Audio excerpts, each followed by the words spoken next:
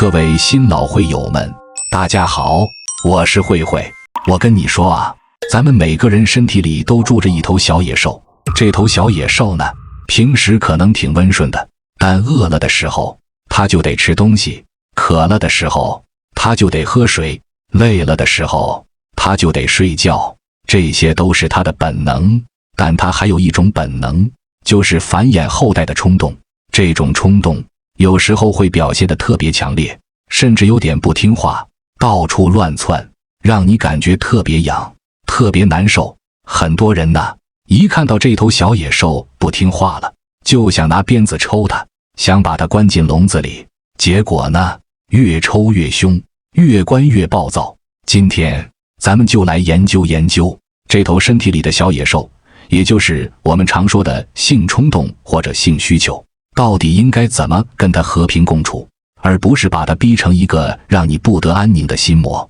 昨天 VIP 群里有位小兄弟问我，说他感觉自己被这方面的问题折磨得不轻，压力很大，身体和精神状态都不太好，甚至会因此产生一些自责，觉得自己不太正常的想法。他问我是不是因为自己的需求太旺盛了。其实我想先说一句，所谓的需求旺盛，在很多情况下可能并不是问题的核心。我们不妨先冷静下来想一想，吃饭、睡觉、上厕所，甚至我们每天的呼吸，这些是不是我们作为一个人为了维持生命所必须的基本生理功能？那么性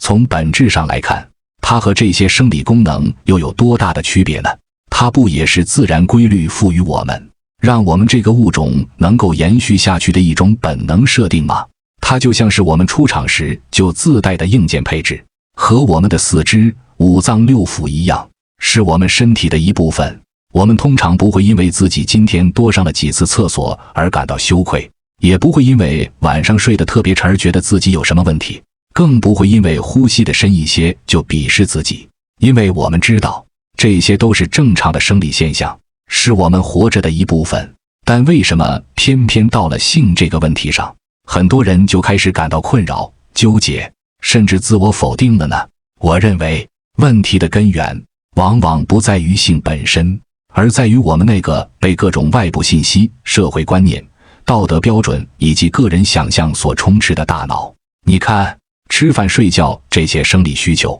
它们确实也会消耗我们的能量，但在我们整个生命中所占的比重通常是合理且有限的。我们吃饱了，感到满足；睡醒了，精力充沛，排泄顺畅了，身体舒坦，事情过去了就过去了。我们一般不会反复琢磨刚才吃饭的姿势对不对，或者昨天做的梦是不是有什么不好的寓意。我们的大脑通常不会在这些事情上给自己加太多的戏。但是性这个话题，在很多文化和社会环境中，情况就大不相同了。各种社会文化的影响，他人的眼光，网络上形形色色的信息，包括那些打着马赛克的图片和视频，再加上我们自己脑海中可能会产生的各种联想和想象，以及从小可能被灌输的性是神秘的、羞耻的、不宜公开谈论的这些观念，所有这些因素就像无数双看不见的手，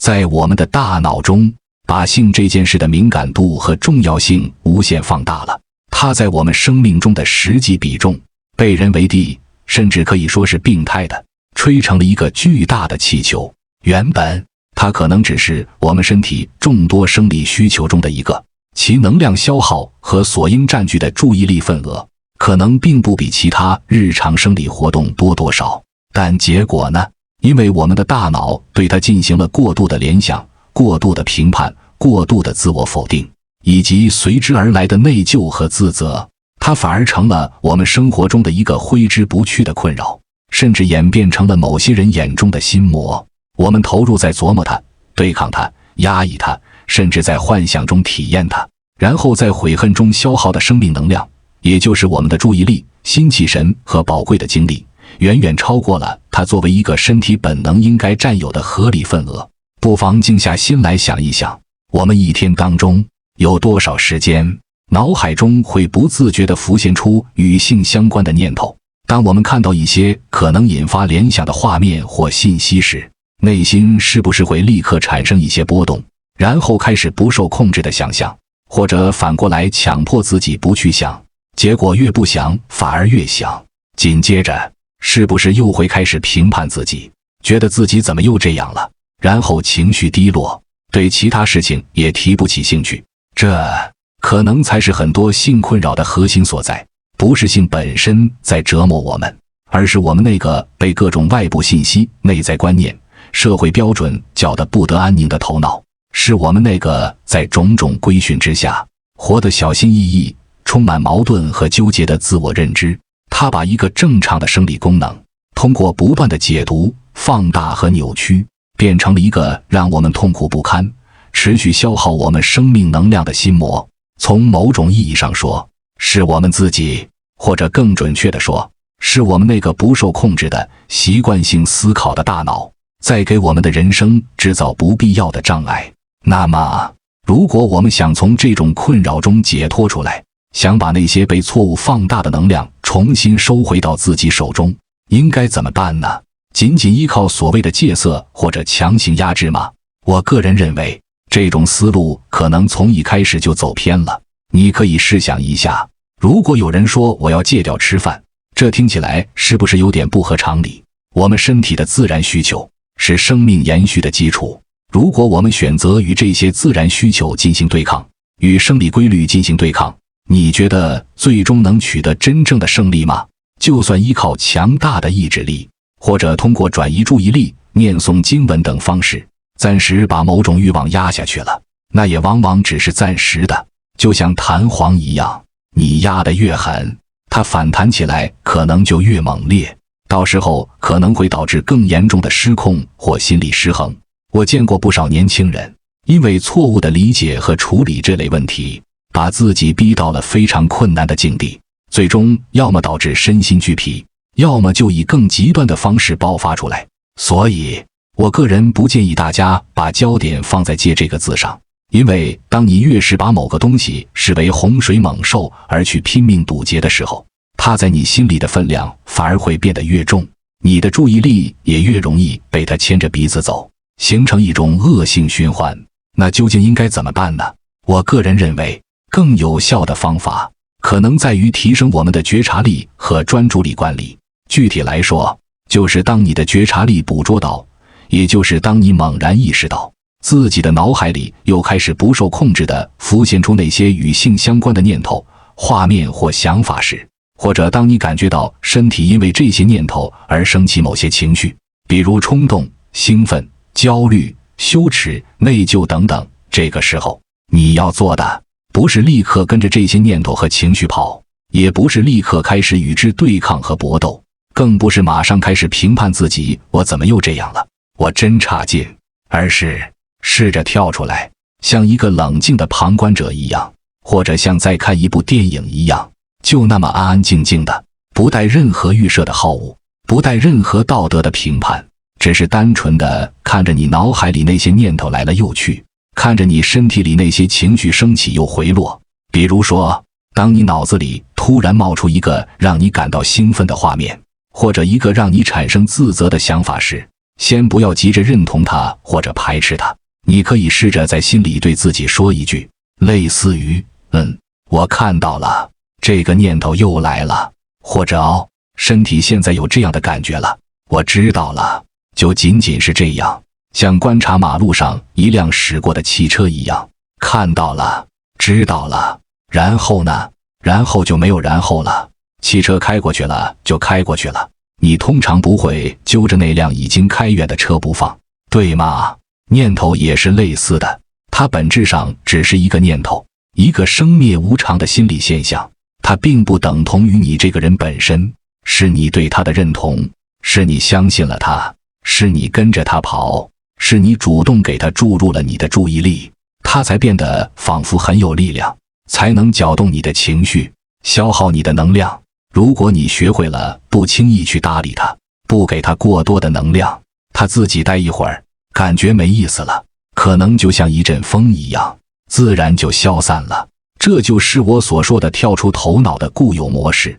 尝试活在觉知之中。简单来说，就是让你从那个一天到晚在你脑子里喋喋不休、戏份特别多的想法的你，切换到那个更深层、更真实，能够看到这些想法的观察者的你。当你能够做到这一点，哪怕一开始只能维持短短的几秒钟，你可以试试看，深吸一口气，把你的注意力从脑海里那些纷乱的思绪中，慢慢地拉回到你的呼吸上，拉回到你身体的真实感觉上。比如你此刻屁股坐在椅子上的感觉，你手脚放在那里的存在感，你就只是感觉，只是看着。这个时候，你可能会发现一个有趣的现象，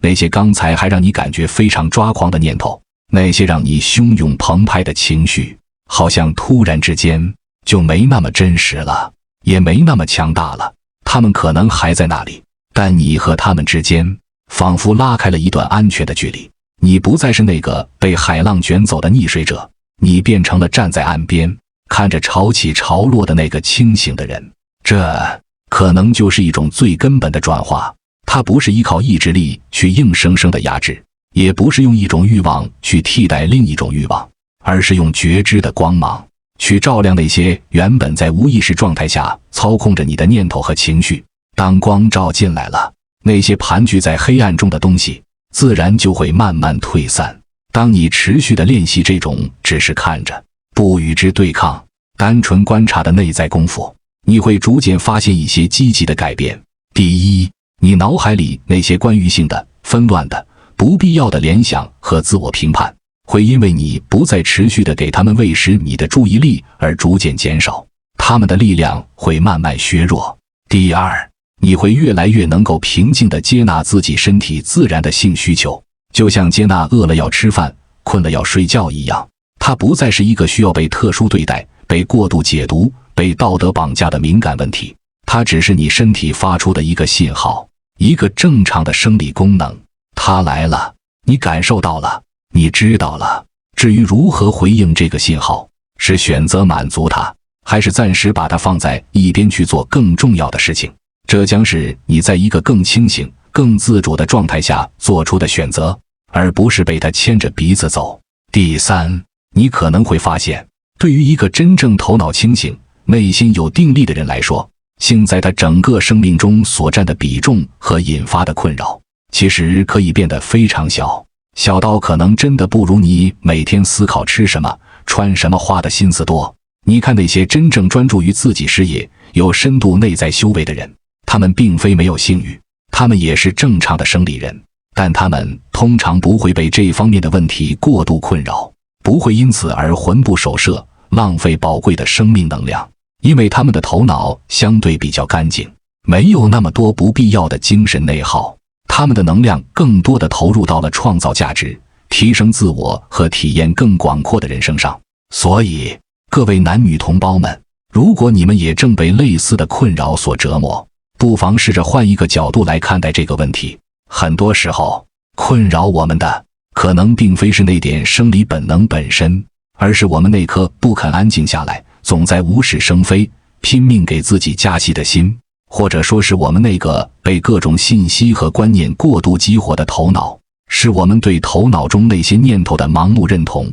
每一次认同，就是一次对困扰的放大。你越是挣扎，它显得越强大；越是对抗，它越是顽固。永远不要试图仅仅用意志力去战胜你的头脑，尤其是那些根深蒂固的思维模式。那样做，即使暂时成功了，也往往是惨胜，而且很容易复发，甚至可能带来更深的后患。更有效、更可持续的做法，可能是学会跳出来，看着它，用觉知的力量去逐渐消解它。当然，对于那些因为长期被这类问题困扰，感觉身体能量亏损、精神状态不佳的朋友，除了修习觉知的功夫之外，可能也需要主动的去补充能量，把之前漏掉的精气神重新养回来。具体的方法有很多，比如规律作息、健康饮食、适当运动，以及一些传统的养生方法，像静坐冥想、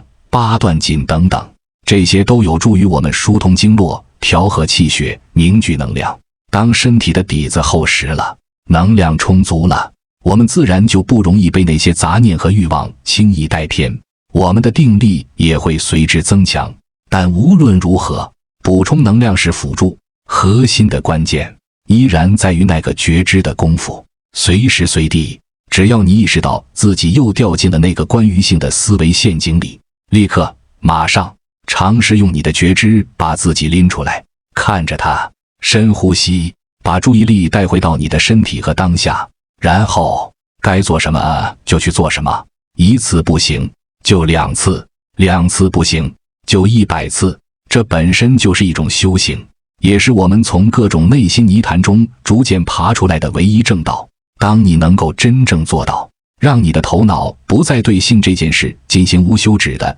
病态的放大和扭曲，让你的身体在觉知的关照下自然和谐地运行它本来的功能时，你可能会惊讶地发现，性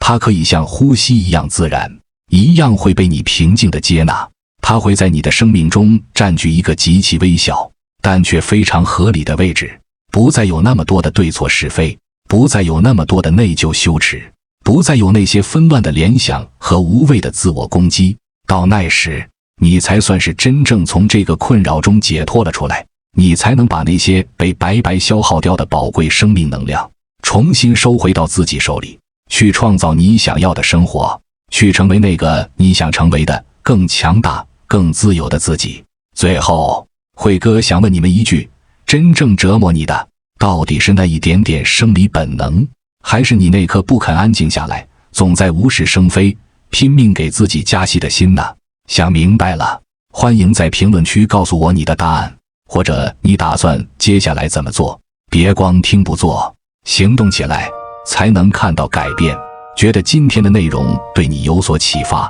欢迎点赞支持。想持续接收更多能让你内心强大的硬核干货，记得订阅我的频道，并且打开小铃铛。我是慧慧，我们下个视频再见。